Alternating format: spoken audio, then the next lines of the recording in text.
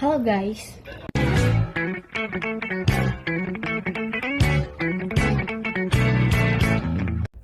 Hello everyone, let me introduce myself. My name is Elisha Ruth Anastasia Lubis. My ID number 2024-32047. I'm from Class Information System here. I will explain about my practical report assignment. First, create a stack variable with the content 20, 51, 76, 95, 66, 047. Do a pop for 2 times. Do a 74 value plus, do a 52 value plus, do a 66 value plus, do pop 11 times. Display the top data from the stack and explain what happened to the program and the stack result at each step of the process. This is the correct version. Okay, alright, let's break down this code in a chill and casual way.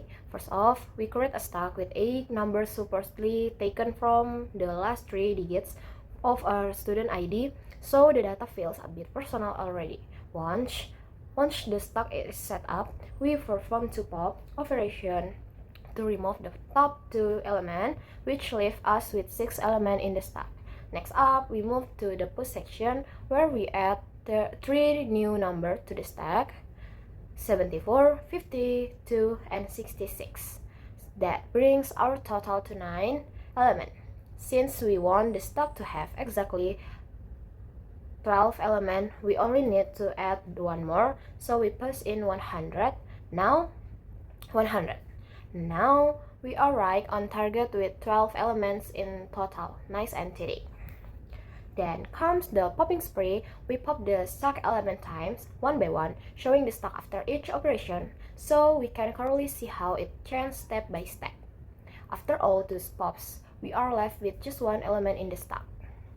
Finally, we display the top of the stack, which is now the only element left since we carefully tracked the number of push and pop operation. Everything runs smoothly without any error.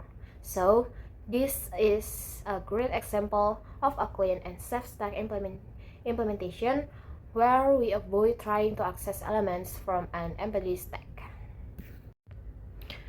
This is the worm version. Alright, let's break this down in a more casual way. First up, we start by creating a stack with 8 numbers. These numbers are taken from the last 3 digits of a student ID. For example, stack 20, 51, 76, 95, 66, 047. This is the initial state of the stack before we do anything to it. Then we perform 2 pop operations, which mean we remove the top 2 elements, in this case 7 and 4, that leave us with 6 elements in the stack. Next, we pass 3 new values into the stack, 74, 52, and 66. So now the stack grows again and everything is still going fine. Here's where it gets a bit funny. The plan was to add 2 extra elements, so the stack would have 12 items in total. But since we already removed 2 earlier, we should add 4, not just 2. Instead, the code adds 3 elements, 100, 200, and 300, which bring the total to 13. So yeah, the math is a little off. Now comes the more extreme part. We try to pop the stack 15 times, but the thing is, we only have 13 elements.